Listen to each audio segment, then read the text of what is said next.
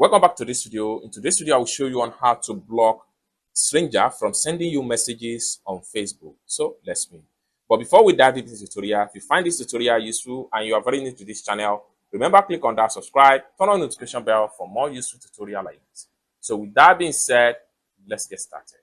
The very first thing you need to do is open up your Facebook Messenger. Next thing you need to do is to simply click on this three slider.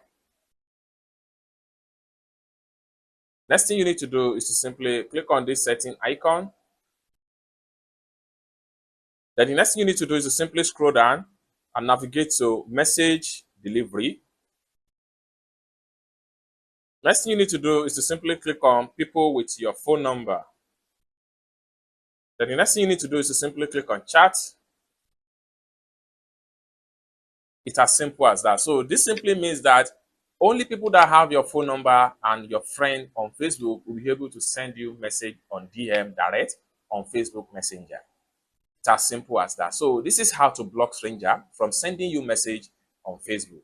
I hope you really got value for this video. If you find this video useful, give this video a big like. Also, remember to subscribe to the channel for more useful tutorial like this. Thank you so much for watching, and I hope to see you in my next video. Bye for now.